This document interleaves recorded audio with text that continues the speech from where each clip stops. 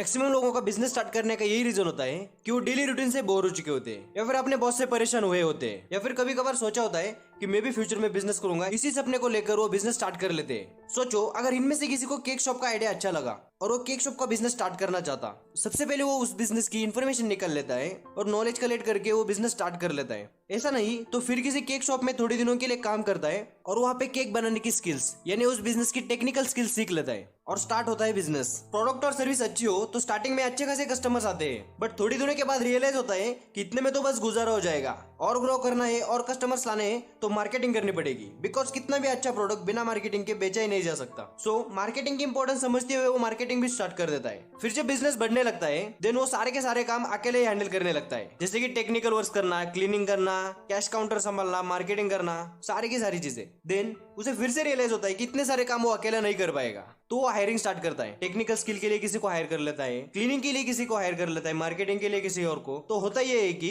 Employees अगर अच्छे experience हो तो बिजनेस उनके मूड पर डिपेंड हो जाता है या फिर वो सैलरी के लिए ब्लैकमेल करने लगते हैं, और अगर अनएक्सपीरियंस हो तो वो लोग वर्क क्वालिटी अच्छी प्रोवाइड नहीं कर पाते। अगर हम इन सारी चीजों को देखें तो प्रोबेबली 3 आउटपुट्स बाहर आते हैं। फर्स्ट, सब लोगों को वो फायर करके अकेला ही सारे के सारे काम करने लगता है और वो पहले वाले मोड पे आ जाता है यानी सर्वाइव मोड पे आ जाता है। सेकेंड, सारी चीजों पर कंट्रोल करते करते बिजनेस को किसी और की तरह हैंडल करने लगता है। उससे होता ये कि बिजनेस आगे नहीं बढ़ पाता, कुछ नया इनोवेशन नहीं कर पाता। थर्ड, वो बिजनेस बंद कर देता है और गिव अप कर देता है। सो आज की इस वीडियो में कुछ ऐसे टिप्स बताऊंगा जिससे कि आपका बिजनेस बिल्कुल भी पीपल डिपेंडेंट नहीं रहेगा। किसी एक्सपीरियंस के छोड़ जाने से या फिर किसी अनएक्सपीरियंस को हायर करने से आपको कोई भी फर्क नहीं पड़ेगा। So watch till and and let's begin. First mistake नए बिजनेसमैन ये कर लेते हैं कि वो टेक्निकल वर्क को ही सब कुछ मान लेते हैं और बिजनेस स्टार्ट कर देते हैं, बट ऐसा नहीं होता। अकॉर्डिंग टू ऑथर, किसी भी बिजनेस ओनर के पास ये 3 क्वालिटीज होनी चाहिए, या फिर कोई भी बिजनेस स्टार्ट करने से पहले इन 3 लोगों की हमेशा जरूरत होती है। First, entrepreneur, second manager and third technician. Entrepreneur वो होता है जो कि बिजनेस के फ्यूचर के लिए सोचता है, नए नए गोल सेट करता है, नई नई चीजें कंपनी में लाता है, इनोवेशंस करता है और फ्यूचर पे फोकस करता है। बहुत से ऐसे बिजनेसेस है जो कि फ्यूचर के अकॉर्डिंग अपने आप को डेवलप नहीं कर पाते, अप टू डेट ना होने के कारण वो मार्केट से गायब होने लगते हैं, जैसे कि नोकिया, मोटरोला।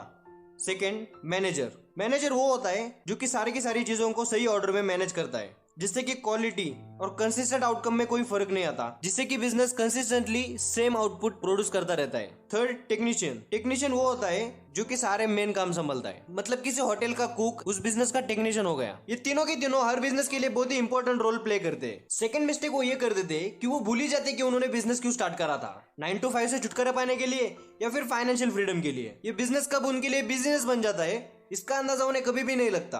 जो बिजनेस सर्वाइव मोड पे या किसी वर्क की तरह हैंडल करते हैं उनके लिए उनकी जॉब इस बिजनेस से कई टाइम्स बेटर थी। किसी बिजनेस को चलाने के लिए सुबह से शाम तक काम करना या फिर वही काम रोज रोज करना, ये किसी हेल्थ से कम नहीं। फर्स्ट ऑफ ऑल, बिजनेस का काम ये होता है कि बिजनेस आपके लिए काम करे, ना कि आप उसके लिए। आप बिजनेस के लिए काम करें, ना कि उसके अंदर काम करके फंसे रहे। सबसे पहले आपको आपके बिजनेस को एज ए एसेट देखना है जो कि आपके लिए पैसे कमाए, बिना इससे कोई फर्क पड़े आप वहां पे हो या नहीं। ऐसा तभी पॉसिबल है जब आपका बिजनेस पीपल डिपेंडेंट ना हो, जैसे कि मैकडोनल्ड, सीसीडी, स्टारबक्स, केएफसी, ये सारी की सारी कंपनियां करती है। मैकडोनल्ड दुनिया के अच्छे बर्गर्स नहीं बनाती है, बट वो दुनिया के सारी जगह पे हर वक्त हर बार एक ही क्वालिटी के और एक ही टेस्ट के बर्गर सर्व करते हैं। स्टारबक्स और सीसीडी भी दुनिया के अच्छे कॉफी नहीं बनाते, बट वो सारी जगह पे सेम क्वालिटी और टेस्ट सर्व करते हैं, वो भी बिना किसी फ्रेंचाइजी पे ध्यान रखे। इसके पीछे का सीक्रेट ये है कि उसकी सबके अपने अपने सिस्टम से और वो अपने सिस्टम पे डिपेंड करते हैं और सारी जगह पे उनकी सिस्टम सेम है। सो अब क्वेश्चन आता है कि आपको अगर आपका बिजनेस पीपल डिपेंडेंट से सिस्टम डिपेंडेंट बनाना है तो आप क्या करें। अगर हम सिस्टम को देखें तो सिस्टम एक मशीन की तरह काम करती है। एग्जांपल, मैकडोनल्ड ने अपने बर्गर बनाने के लिए एक ऐसी सिस्टम क्रिएट की है जो कि बिल्कुल मशीन की तरह काम करती है, बट हैंडल टोटली लोगों से होती है। उन्होंने उस सिस्टम को इतना सिंपली और इजी बनाया है, कोई भी अनएक्सपीरियंस इंसान उसे फॉलो करके आसानी से मैक की तरह बेस्ट क्वालिटी के बर्गर्स बना सकता है। अगर हम इसी स्ट्रेटजी को केक शॉप के अंदर इंप्लीमेंट करें तो फर्स्ट ऑफ ऑल हो सके उतने छोटे से छोटे पार्ट पर फोकस करें। हम स्टार्ट करते हैं टेक्निकल वर्क से। किसी भी केक शॉप में डिफरेंट टाइप्स के केक बनाने के लिए डिफरेंट टाइप के प्रोसीजर्स होते हैं, मतलब रेसिपीज।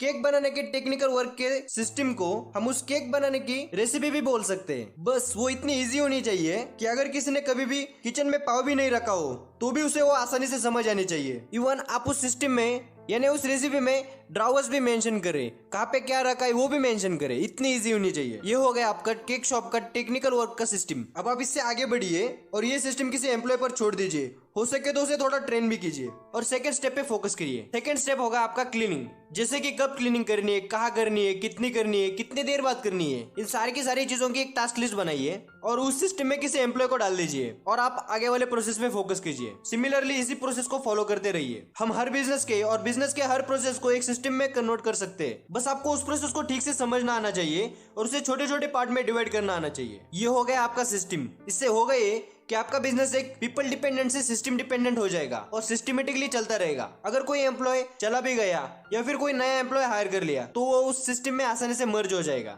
मैक्सिमम आप ट्राई करें हो सके उतने टेक्नोलॉजी पे डिपेंड रहे। अगर टेक्नोलॉजी अवेलेबल नहीं हो तो इस सिस्टम के मेथड को अप्लाई करिए। अगर आपके बिजनेस में 2 या 3 लोग काम कर रहे हैं तो आपको सिस्टम्स क्रिएट करना होगा और उन सिस्टम्स को अपने आप में डिवाइड करना होगा। इस सिस्टम की मेथड को author Michael Gerber franchisee method कहते हैं और ये बिजनेस सीक्रेट थी इनकी बुक ई मिथ रिविजिटेड की। E stand for entrepreneurial myths, जिसकी लिंक मैंने डिस्क्रिप्शन में दी है। और ऐसे बिजनेस के सीक्रेट जानने के लिए हमारा चैनल सब्सक्राइब करें और बेल दबाकर नोटिफिकेशन में ऑन करें और अपने फ्रेंड्स से शेयर करें।